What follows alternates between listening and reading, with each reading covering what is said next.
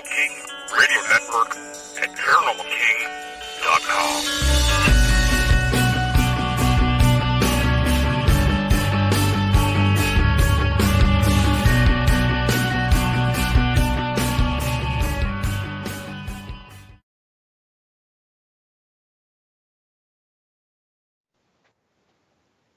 Welcome to the Paranormal News Insider for the week of May 10th, 2022, and officially episode number 514. And this is your host, Dr. Brian D. Parsons, and we are live on the Paranormal King Radio Network at ParanormalKing.com. We've got some news all over the world. We got some late-breaking news. Well, I guess early morning late break, if that's late breaking from about 11 hours ago. That was kind of late yesterday, but it's okay. We'll talk about that. We got some sports stuff we're going to talk about. I always like talking sports. Don't always get that opportunity here on the Paranormal News Insider, but tonight, yes, sports. Well,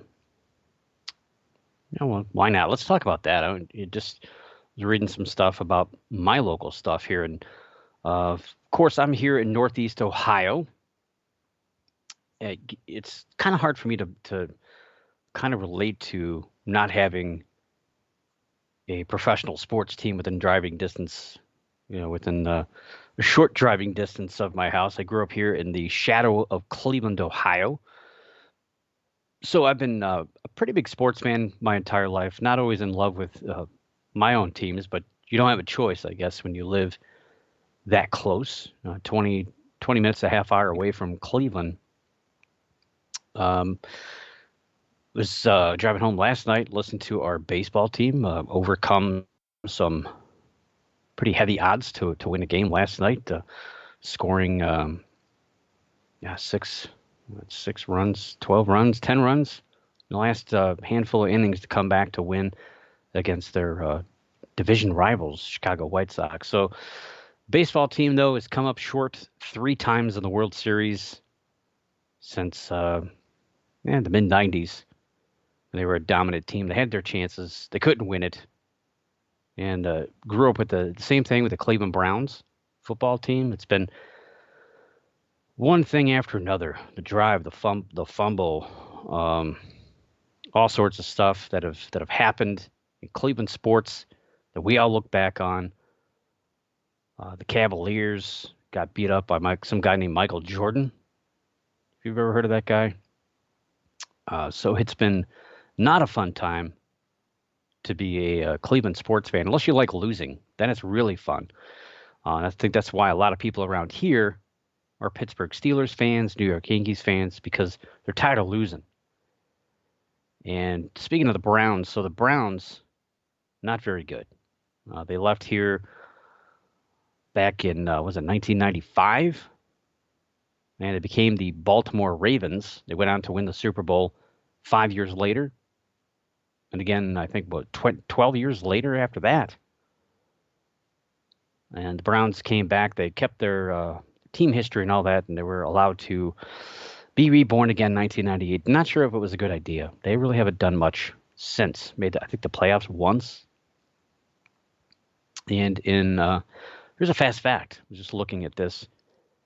Fast fact about the Cleveland Browns. In 2022, so it's the 2022-2023 season, they're going to have their 16th starting quarterback since coming back in 1999. 16 starting quarterbacks. They've had at least 30 quarterbacks in that time. Yikes. That's a lot of quarterbacks. But from 1946 until 1995, 49 years, they've used a total of 13 starters. 13. In almost 50 years. Including 2 of my favorites, Brian Sipe and Bernie Kosar. 2 of my favorites growing up. Granted, I liked all teams. Not a huge football fan anymore. Probably mostly a baseball fan of all Monsters baseball. Well, granted, we have a team here in Cleveland, the Guardians, used to be the Indians. At least the Cleveland Cavaliers basketball team. Again, another team with dramatic losses and frustrating movements over the years. They've only been around since 1970. They finally broke the Cleveland jinx. They won the NBA title back in 2016. And we filled the streets.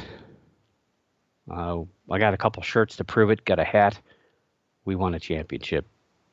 Another cool thing about Cleveland sports, we've got a lot of local, I guess you'd call them minor league teams. Two of the Guardians baseball minor league teams are about a half-hour drive for me. I drive past one of the stadiums every day when I go to work and every day when I come home from work. The other one's about 20 minutes away. Grew up with a Major League indoor soccer team called the Cleveland Force, which eventually became the Crunch. And we also have a minor league hockey team, which has evolved over decades. We've had one that played for the International Hockey League, and we have one that currently plays for the American Hockey League called the Cleveland Monsters. And they used to be known as the Lake Erie Monsters when they came. They were for the Colorado Avalanche, I believe, but now they're the subsidiary of, or I should say, the minor league organization of the Columbus Blue Jackets, who are the NHL team. Lake Erie Monsters are named after the Lake Erie Monster, known as Bessie, which had some fake news about it back in 1992. The Weekly World News, if you remember that, was on the newsstands when you checked out at grocery stores, and it was full of just absolute fictitious made-up articles about aliens, alien babies, and Bat Boy, and all sorts of made-up stuff. And you might remember in what was that? What was that movie with? Well, I can't mention. Men in Black. I was gonna say I can't mention the actor in that. I'll get in trouble. Men in Black talked about that too. They used the Weekly World News and other of those news magazines for their story, or to go find these aliens that were all over the place. So it's said that a yacht was knocked over by Bessie and somebody was killed. Well, that wasn't true. Never happened. But there have been sightings of this similar to a Loch Ness Monster type creature in Lake Erie. So it's pretty cool to go and see the Lake Erie Monsters. I've also seen, well, I've seen them play the Grand Rapids Griffins, which is pretty cool. Hockey is no stranger to cryptid names. Of course, I mentioned the NHL. They have the New Jersey Devils, which of course is named after the Jersey Devil. And all of this, what does this have to do with anything? Well, our first story of the night is a new hockey team that's going to join the United States Premier Hockey League in 2022 for the 2022-2023. That's a lot of numbers. Season. Already in this, it's a junior hockey organization, so it's kids, pretty much 18 and under. They also have the Fresno Monsters. They're a pretty cool looking logo. But later this year, new team is going to join the organization. It's going to be called the Minnesota Squatch. The Minnesota Squatch. Got to get a hat. Going to get a T-shirt for that. Pretty cool. They're going to play out of Elk River, Minnesota. I have no idea where that's at. It's probably a small town of like 50 people. The Minnesota Squatch will play in the Midwest West Division. There's a lot of teams that play for that United States Premier Hockey League organization. And I'm sure a lot of those kids hopefully go on to play professional hockey. That's a tough sport. It's a tough sport. Lake Erie Monster, known as Bessie, is just one of a handful, of course, of lake monsters in the United States. Not the most well-known, but she's up there. She's 20 years ago, she was fairly well known after that weekly world news story that was quickly debunked. I remember going on Wikipedia and editing that to show that it was in fact not true, but that's long gone at this point. And speaking of the Loch Ness Monster and water sightings, no, there's not been another sighting this week or between the last sighting and this week, but there's still talk about that fourth Loch Ness Monster sighting of this year that we talked about last week. It says to contain what is said to be the best film footage captured in 20 years and is one of the top of all time. And of course, this was, again, a couple looking out of a window of a cottage in the early morning hours over the lake. They claimed to see, they filmed a V-shaped disturbance of the water, claimed that there was a creature with multiple humps and had at least one visible fin just below the waterline. Now, in the video, you can see what looks to be two dark shapes in the water, but you can't really tell what exactly you're looking at. Professor Neil Gemmel, we've talked about him here on the show numerous times, including back in 2018 when he carried out that environmental DNA study on Loch Ness, where he took samples at varying depths all up and down Loch Ness, trying to catalog the creatures that have left some sort of DNA, I guess you could say, deposit in the water. And took a long time to catalog all that, had all that information, and no large unknown creature in the water through that scientific analysis. But that doesn't keep people from believing. That doesn't keep people from reporting strange creatures in the water or anything else. Doesn't dissuade anybody. But unfortunately, the only headlines that came from this study suggest that Nessie is probably a giant eel,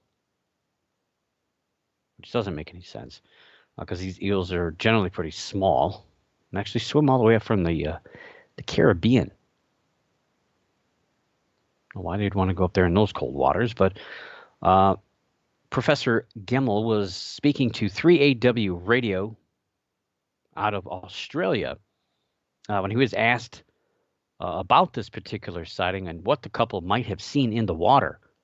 And he said, quote, "There could be waves or wind action which cause what people see on Loch Ness. It's a big body of water. It's a mysterious body of water.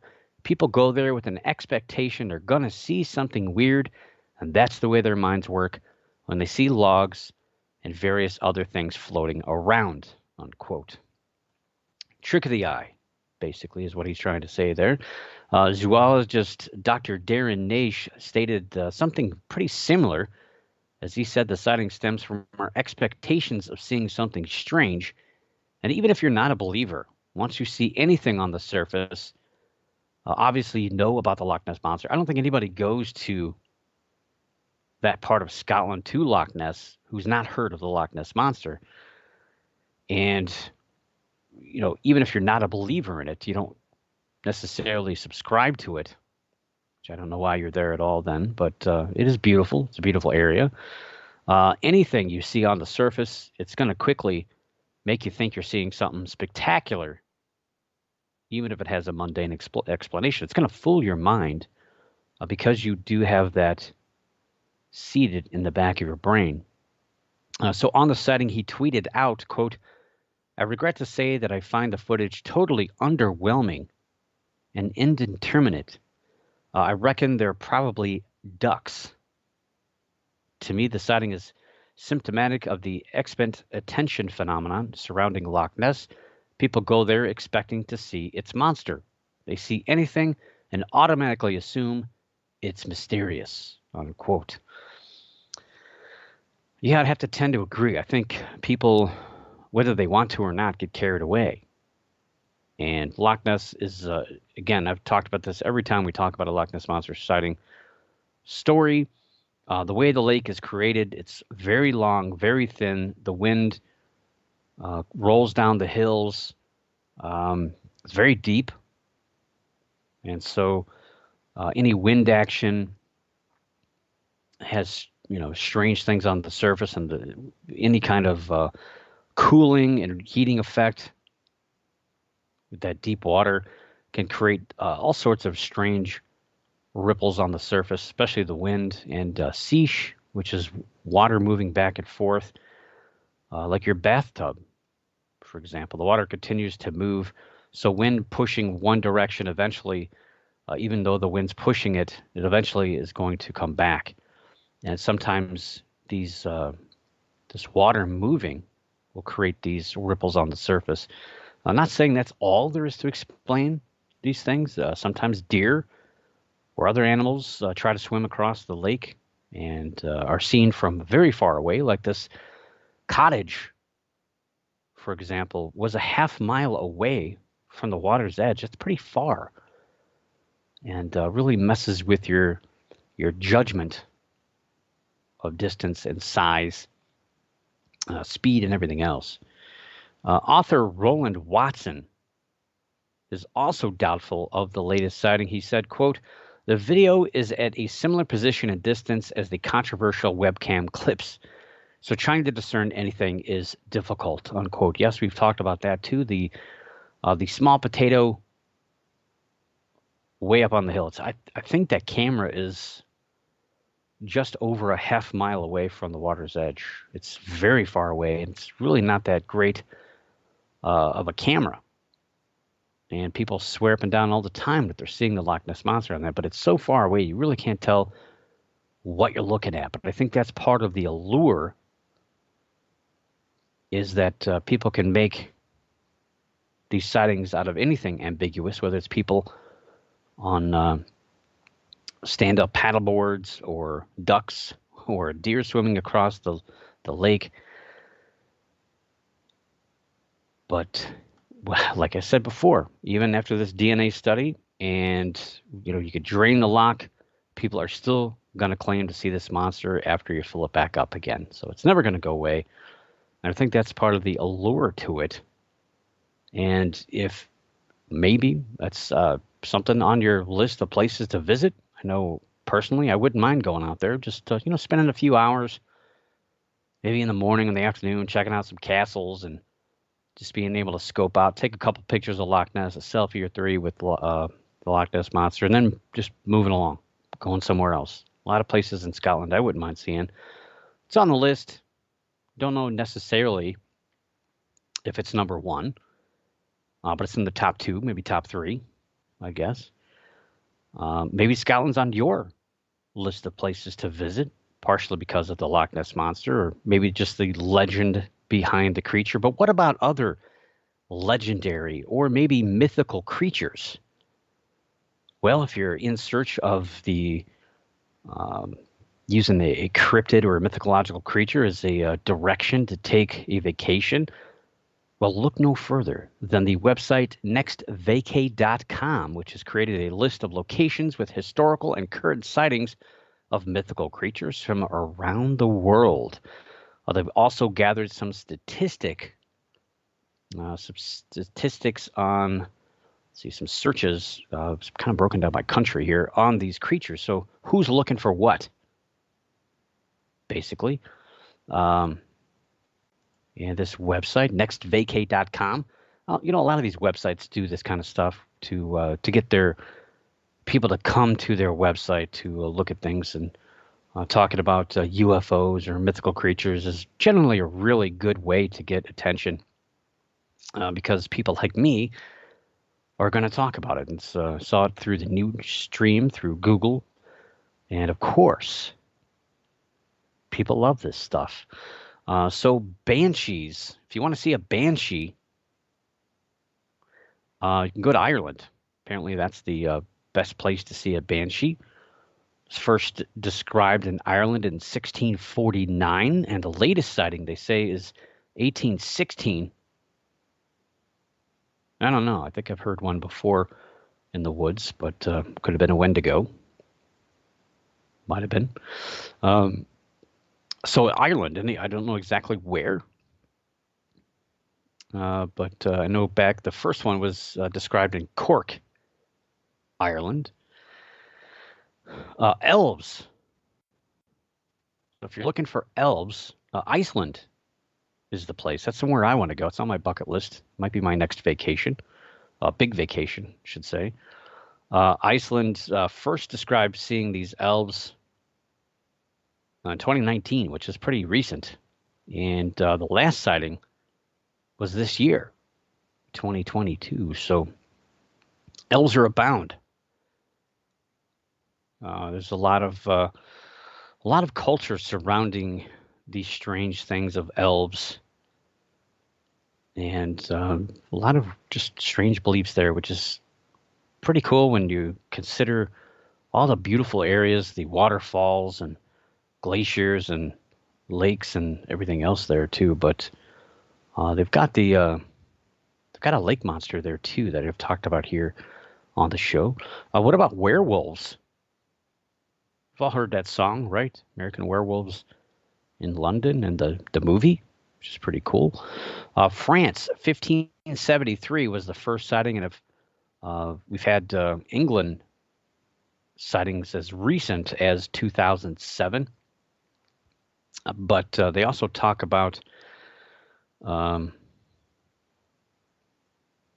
they do a couple of other sightings, but been a lot of cool movies on that too. But I'm pretty sure there's some werewolf sightings we've had here in the United States. As a matter of fact, one of the first cryptid reports that I ever followed up on was of werewolves in the nearby city of Akron, which is home to the Akron Arrows. I'm sorry, the Akron Rubber Ducks, which was one of the teams I was talking about earlier in regards to minor league baseball. Purportedly, a woman saw people walking, and then all of a sudden,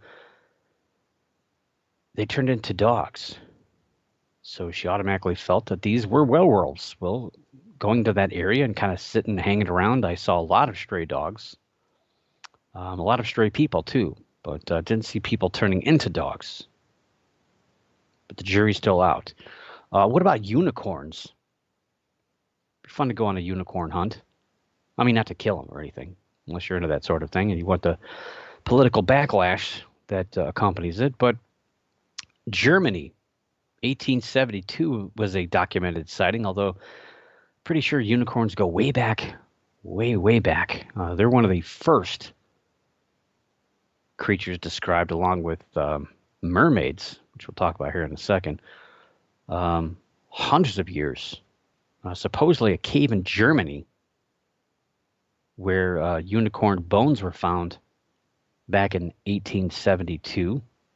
And it's called Unicorn Cave, so you can go there. Bring a shovel. Bring a shovel. It's the national animal of Scotland. And supposedly, there was one seen in 2014. I don't remember that story, but sure, like to see one. So I mentioned mermaids. I do remember this, the last story. So the last sighting was in 2012, and it was very hard to get information because the language barrier and Google Translate not being very cooperative.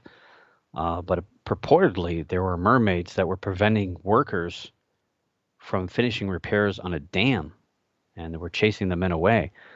And that was in Zimbabwe, so I don't know the name of the dam, but you could probably find out. You go there and go fishing for mermaids. The first sighting is purportedly in Indonesia in 1943, but again, mermaids go way back, hundreds of years, if not even longer than that, maybe thousands of years. And we got fairies. Of course, Scotland in the 1880s, the first official sighting, although, things go a little further back on that, not too much further back. The last sighting was in Ireland in 1988. I remember doing a story on somebody who found fairy bones and had photographed them. Still don't know what those were. They were real or not real. Who knows? Vampires. This is a really interesting one because, well, let's talk first sighting. First sighting, Romania, 1448. Of course, we all know about Dracula, Transylvania. A lot of stories in that time. But, of course, we had the 80s with all those cool movies with vampires, and then we had Blade, the comic book come to life. And then the last sighting here, it says 2015 in the United States. And of course, heard a lot of vampire stories. But the weirdest thing about all this is the fact that there are actually communities of people that believe that they are vampires and they drink blood. I believe New Orleans has about the 10% of the 500 people in the United States that claim to be vampires. That's a weird statistic to remember, but that's what I remember reading. I know Atlanta, Georgia actually has a community of vampires. If you want to see Yeti, Nepal is the place to be. Dress warm. Dress warm and hire a guide. Don't try to do this on your own. Don't be silly. Nepal, the first sighting was in 1921, and the last sighting, it says here, 2019, but I'm pretty sure we've had stories since then of some tracks that were purportedly of a Yeti, but probably of a bear. Leprechauns. First sighting back in 1989, and the last sighting, 2020, both in Ireland. And 2006, there was a sighting of a leprechaun in a tree in Alabama. And this, I vaguely remember this, but this was actually one of the first big viral videos on YouTube way, way back in 2006. It was a long time ago. Leprechauns. I mean, go to the cereal aisle. Did you know you can buy the Lucky Charms, the little marshmallows out of the Lucky Charms, special editions right now on your shelves at your local grocery store? It's like $5. You get a whole little box of these marshmallows. I don't know what to do with it. Like, do I just open it and eat it? Or do I sprinkle it in some cereal? Or do I keep it, and hold on to it as a collector's item? Maybe make $5 20 years from now, what it's probably going to be worth. Chupacabra, one of my favorite creatures. First seen in Puerto Rico in 1995. Yes, the stories go back well before that, but the first official sighting, 1995. Madeline Tolentino. She drew it, and that's basically where we get our image of this creature. Of course, Benjamin Radford did a 5-year investigation into the Chupacabra and basically determined that it was essentially this person, Madeline Tolentino, basically adding different things together. Locally, there was a movie called Species that was being filmed.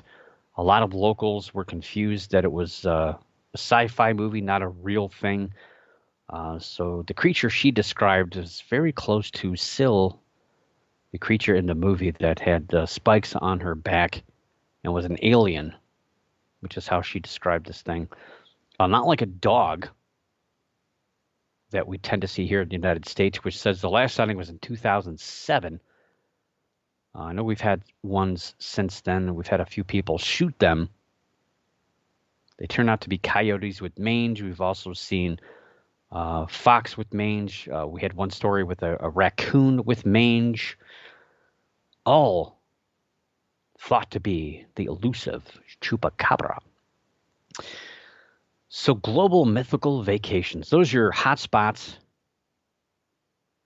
They're also talking about Australia for some creatures, Spain for the Kraken. If you're so inclined, looking for that. If you want to go diving, looking for the Kraken. So what about search engines? We talked about that with the story as well. The United States believes in werewolves and wendigos. And it says despite wendigos being mainly spotted in Canada, the United States can't get enough. 909,600 times per month on average, the wendigo is looked up here in the United States. Huh. Wonder why. Which the wendigo is a creature or evil spirit that possesses human beings. So it says if you see one, run the other way. Okay. Werewolves are another popular cryptid here in the United States, being searched an average of 770,400 times a month. I didn't know they were still cool. Well, I guess they still have teen heartthrob TV shows, these pale kids that are crying about their love lives and everything. The United Kingdom, their number one search, unicorns.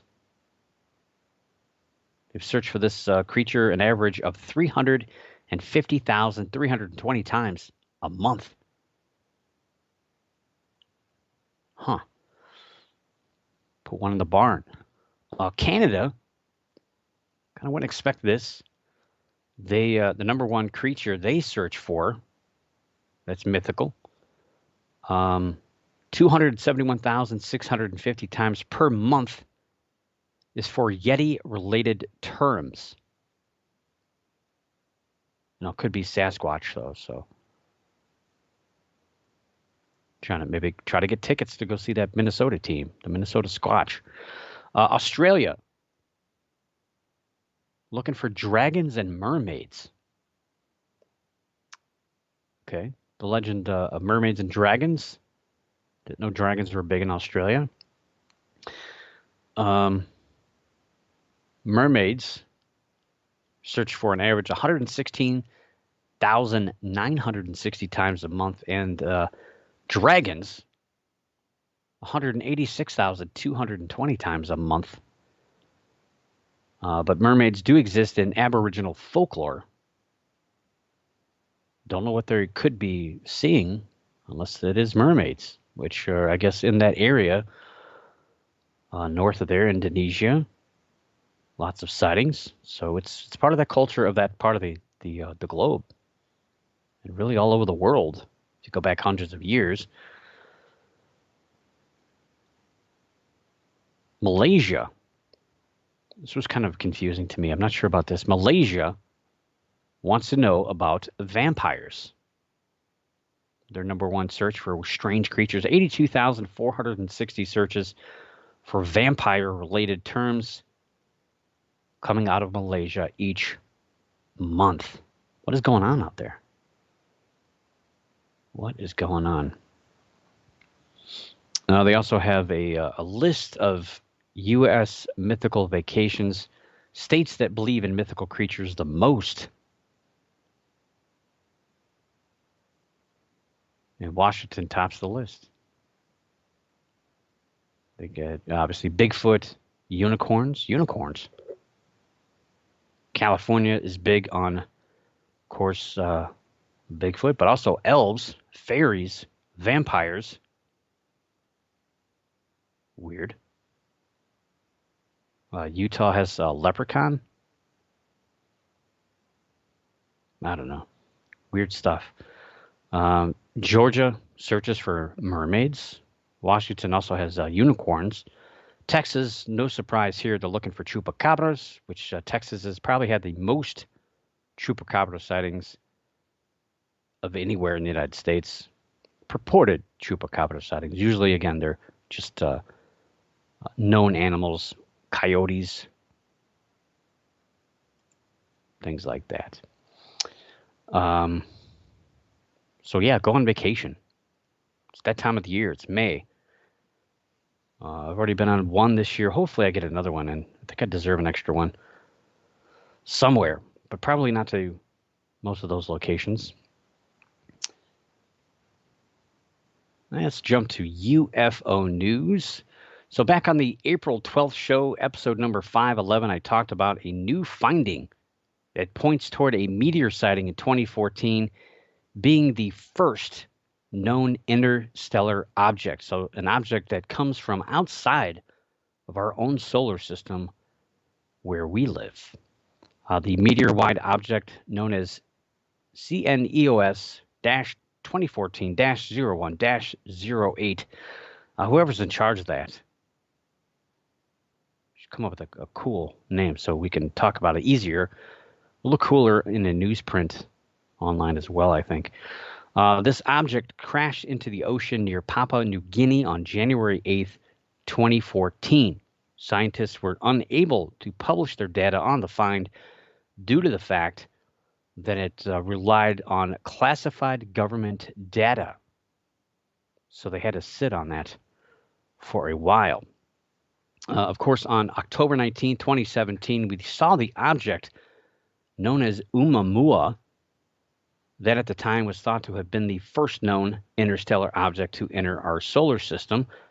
Harvard astronomer Avi Loeb, who months after the discovery of Oumuamua stated that he felt the object could be of extraterrestrial origin. Well, he's published a book on the topic early last year, which was titled Extraterrestrial, the First Sign of Intelligent Life Beyond Earth. Now, with this alien visitor, this interstellar object, possibly at the bottom of the ocean, granted the object that entered the atmosphere was maybe a meter across, so probably not much left of it at all, if anything, the bottom of the ocean. But Avi Loeb thinks that that would be a very cost-effective method of studying objects from other solar systems compared to going in space. So going in a random search at the bottom of the ocean for a small object, maybe a few inches at most wide, maybe a few of those spread out across the ocean over maybe miles after splashing into the water. Again, if there's anything left, because if it doesn't break up in the atmosphere, when you hit water at terminal velocity, it's like hitting the ground. And so even a small object like that is just going to disintegrate when it hits the water at the same time. More than likely, it's not going to be much left of this thing. But he says it's cost effective. Now, I kind of questioned that. Then I did a little research and kind of read about these space explorations, which is one currently underway. The sample mission to retrieve samples from the asteroid Bennu, or Bennu? I think it's Bennu. We'll go with Bennu. Sounds cooler. The Osiris REX. So Osiris Rex. It was like a dinosaur. This spacecraft was launched back in September of 2016 and is not going to return until September of 2023 with samples that might weigh as much as 60 grams of material. 60 grams. That's like 60 paper clips or 24 pennies worth of weight in material. So this thing's floating around for that long. All these people getting paid to watch this thing, to make sure it's okay, staring at a screen, pushing little buttons and standing there with headphones on with their arms folded, staring at screens. Trust me, that's what they're doing. That's what they're doing. $588.5 million went into spacecraft development alone. Another $183.5 million on the launch vehicle, with an approximate cost of $283 million of 9 years of mission operations. So that total cost, in case you're keeping tabs at home, you got your little green visor and your little lamp there, and your not a calculator. What are those things called? The clickety clack and the adding machine. Thank you. The adding machine that adds up to just north. I don't know why I don't know why they always say just north of something. North of $1.16 billion. Billion. So we spent $1 billion to go get 60 paperclip worth of weight out of space. So I see his point. Loeb feels our best chance of studying objects from outer space might come from finding objects on the seafloor, like the one that crashed into the Pacific Ocean near Papua New Guinea. He says there is currently a mission being designed to explore the impact area. And it's only 4 square miles in water, about a mile deep. Sign me up. Come out there and help. Bring a shovel. Wait, you won't need it. Studying these objects might open new scientific doors, but one is hoping for to open is a button that's going to press that was made by aliens. That's his goal. He wants to push a button that was made by aliens. I don't think that's a good idea, especially if it's a little red button, the plastic case over it with like something through it, so it means don't push it. I don't know if it's a good idea. He told Earth Sky, quote, "The fundamental question is whether any interstellar meteor might indicate a composition that is left unambiguously artificial in origin. Better still, perhaps some technological components would survive the impact. My dream is to press some buttons on a functional piece of equipment that was manufactured outside of Earth. The interstellar meteor CNEO S-2014-01-08 appears to be rare, both in composition, which is it's tougher than all known meteors, including those made of iron, and in speed, which was faster than 95% of nearby stars relative to the sun. Yet it was the first interstellar meteor detected through the light emitted by its fireball. Similarly, the first interstellar object detected through refracted sunlight, which is Oumuamua, appeared anomalous relative to known comets and asteroids. Studying these fragments in a laboratory would allow us to determine the isotope abundances in the CNOS 2014-01-08 and check whether they are different from those found in the solar system meteors. Altogether, anomalous properties of interstellar objects like CNOS 2014-01-08 and Oumuamua hold the potential for revising conventional wisdom in our cosmic neighborhood. Some interstellar objects may be artificial in origin, representing technological equipment from alien civilizations, just like spacecraft we launch away from the solar system. They would appear like a plastic bottle swept ashore on the background of natural rocks. We do not know the composition or nature of the 2014 interstellar meteor, but we do know that NASA never launched a Oumuamua-scale spacecraft the size of a football field. However, it did launch many spacecraft on the scale of the 2014 interstellar meteor, unquote. So basically what he's saying is he was the giant voice behind Oumuamua being a alien ship. Maybe it was a space sail holding, pulling, or a small spacecraft, or it was a spacecraft in and of itself. We should go hang out with it and knock on the door and see who comes out. But now he's saying that it's probably not plausible that alien technology would have launched such a large ship, which would cost insurmountable amount of money and energy to propel an object, let alone stop it in space. Because granted, you may not know this, but there's no brakes on a spaceship. You can't just hit the brakes and stop in space. An object in motion is going to stay in motion unless, gravity somehow is going to slow you down. You're going to punch into a planet and hit the ground and stop. You got to have energy to stop. So a small object, which we've tossed a lot of those out in space. We got a couple of them leaving our solar system. Got one that left a little while ago, one that's on its way out. We've done it, so we can probably consider that other intelligent civilizations have done the same. Not that we're not intelligent, but come on, let's be real here. He elaborated on what this find could mean as far as learning from an intelligent civilization. He compares it to the Drake equation. I'm sure you guys are familiar with about the amount of stars that have planets in them that are habitable, and how, basically a formula that, you plug your own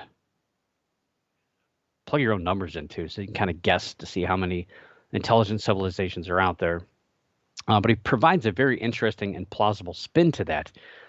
He told Earth Sky, quote, extraterrestrial space archaeology is engaged with the search for relics of other technological civilizations. The senders may not be alive when we find the relics. These circumstances are different from those encountered by the famous Drake equation, which quantifies the likelihood of detecting radio signals from extraterrestrials. That case resembles a phone conversation in which the counterpart must be active when we listen. Not so in extraterrestrial archaeology, unquote. Not going to go into specifics of the actual equation. It's in the article that is on Earth Sky. They kind of explain it pretty well, and it makes a lot of sense, because we can't just assume that this interstellar conversation is going to take place, and you can't just send a message and wait 40 years, or I should say more than 40 years, 400 plus years for an answer to come back. Twice as long as what it takes you to send, because you send, it goes there. They got to sit around for a day or two and send an answer. Then it takes, however many hundreds of light years to get to you. It's a long conversation. I mean, can you imagine just saying, okay, or sure thing, and having to wait hundreds of years to get an answer? But I do agree that it's possible, eventually we won't be around, and some of our spacecraft, maybe even a certain Tesla floating around space, may still be around after we're gone. And people will see this stuff and say, hey, look, some cool people driving these neat cars. Let's go hang out with them. But we're gone. We blew each other up, and we're not around anymore. So I think that makes a lot of sense, that we won't be around. But the article does go into very specific things about the actual equation. It does make a lot of sense. He summarized the importance of research and discovery within his personal equation by saying, quote, the likelihood of us finding extraterrestrial technological objects depends on us willing to look for them, and not just on whether the extraterrestrials had sent them, unquote. So we got to get out there. We got to look for these things. We can't just sit around and argue politics in closed rooms. We got to get out there and make some discoveries. Can't just ignore all this stuff. But I will see. And speaking of sitting behind closed doors and arguing with all this stuff, big kind of a big announcement yesterday. Well, pretty much this morning, but it did come out. The story did come out officially kind of pretty much today. A bigger deal than arguing over pieces of rock at the bottom of the ocean. For the first time in 50 years, there's going to be a public hearing in Congress on UFOs, or UAPs, unidentified aerial phenomena, whatever you want to call them. You're free. Do whatever you want. Andre Carson tweeted out this morning at 9:26 a.m. that he will be leading the hearing in front of the subcommittee of the House Intelligence Committee, which will be chaired by California's Adam Schiff. Speaking to the New York Times, Schiff explained that the hearing will explore, quote, one of the greatest mysteries of our time, unquote, and will, quote, break the cycle of excessive secrecy and speculation with truth and transparency, unquote. Sounds like a very political thing to say. Carson added, quote, since this is an area of high public interest, any undue secrecy can serve as an obstacle to solving the mystery. or it could prevent us from finding solutions to potential vulnerabilities. This hearing is about examining steps that the Pentagon can take to reduce the stigma surrounding reporting by military pilots and by civilian pilots, unquote. So the hearing will take place on May 17th at 10 a.m. and will be followed by a closed classified hearing on the Pentagon program known as the Airborne Object Identification and Management Synchronization Group. It's too much. It's just too much. Got to make it shorter than that. So anyway, we'll have to wait a week to see what comes out of it, if anything comes out of it. People, yelling and screaming at each other, and it are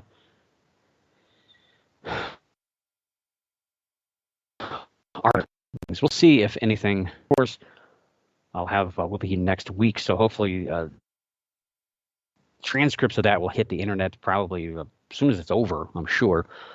So I'll take a little bit of time to kind of disseminate that, look through it, and see what we can make of that. If we can take anything intelligent from it, that'll remain to be seen, I guess. From what I've seen so far, I don't know. It's good that we're getting the public involved, but I think we're going to be going in the wrong direction. People are going to be arguing about UFOs and aliens and our safety, when really and truly, I think a lot of this stuff is our adversaries and their technology. The Russians, the Chinese, with technology that we can't figure out what it is, spying on us and our military. And are we safe in our own airspace? That's the big question. But we'll see. There's probably going to be two sides. So we can have one side on the UFO side and the other side on the UAP side, and no one's going to get together, and they're just going to argue and speculate, and probably nothing worthwhile will come out of it. But we'll see. We shall see. So there was a question earlier in chat about my telescope, which is sitting behind me. I haven't used it in a few days, and now the moon is getting bigger. The other morning, I was out walking my dog, and I was very surprised to see the collection of, well, actually, first very surprised to see it wasn't raining, because it was raining for like 5 straight days. Or very cloudy, or I didn't get up early enough. To see 4 planets in the sky. So I could easily recognize Venus, which is one of the brightest lights that early morning. Jupiter was to its right, followed by Mars and Saturn. And if I had my telescope out, I might have been able to see Neptune between Jupiter and Mars, but it's not visible by the naked eye. Didn't have time. I had to go to work to drag my telescope into the driveway and point it up there. But those planets are on my list to try to get some astrophotographical pictures and see what I can do with it.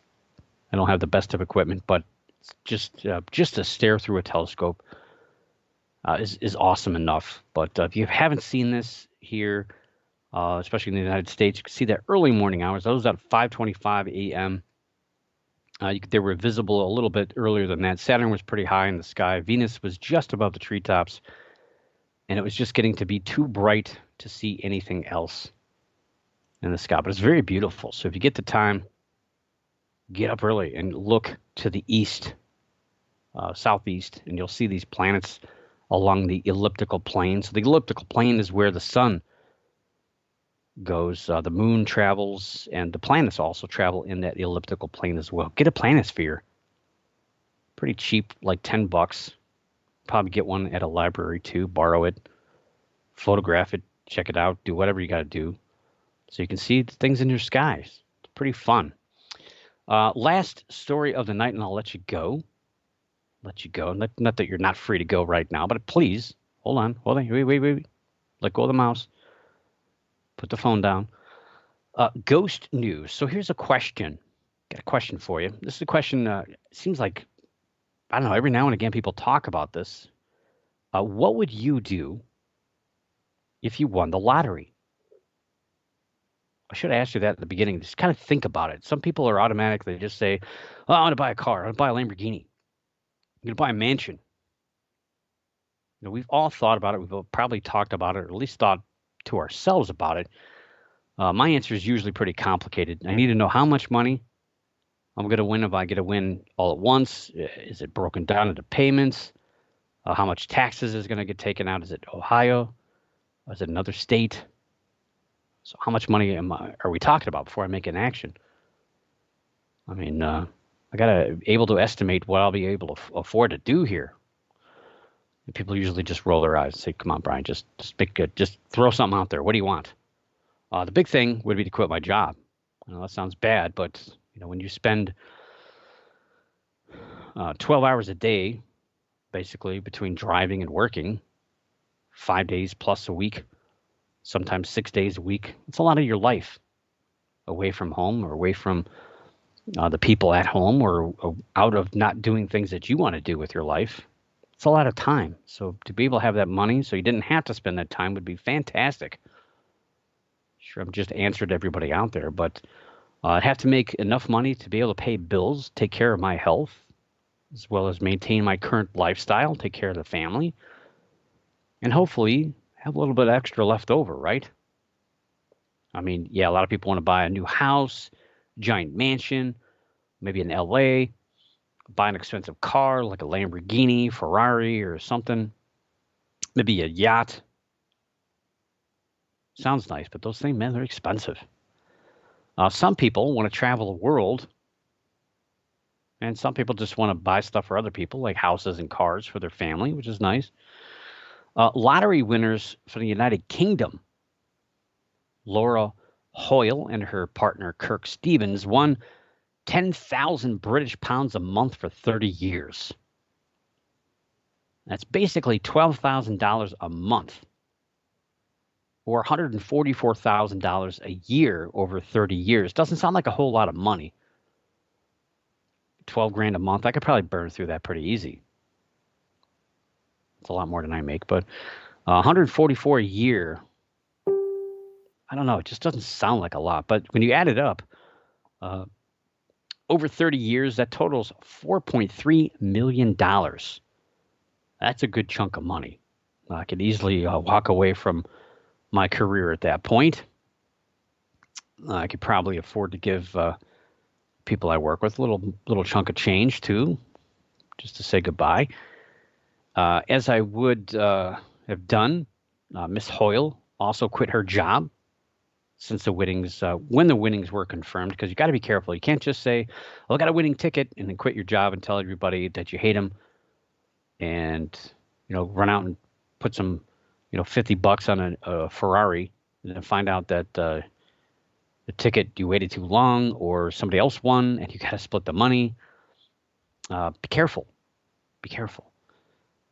The money, they quit their job. They bought a house, and Stevens, he's actually a manufacturing engineer. This is pretty noble for him. He's still pursuing a master's degree in mechanical engineering. But one of the biggest things they noted is the fact that now they have time not to travel,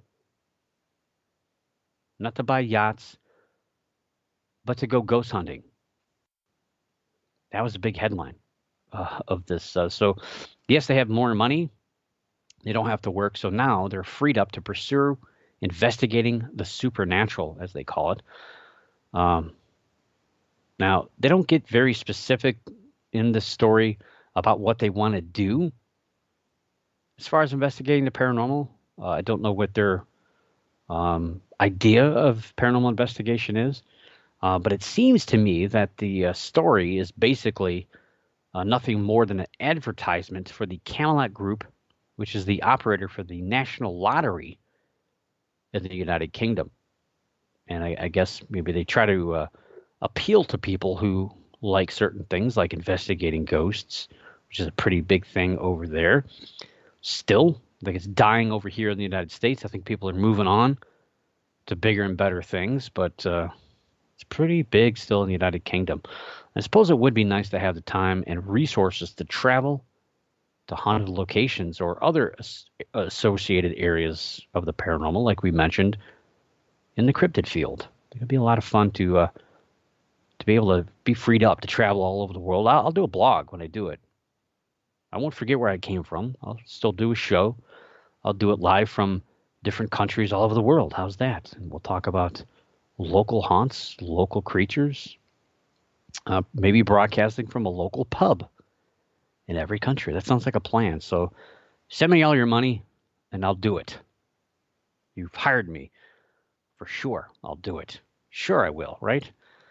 Anyway, that's our show for this week. I appreciate you hanging out with me for an hour or so, and I will see you next week. But for now, keep your eyes in the skies, your ears in the woods, the hair standing on the back of your neck, and always keep your mind slightly ajar. And above all else, don't stop believing. Don't give up on those dreams. For the Paranormal News Insider, this is Dr. Brian D. Parsons reporting.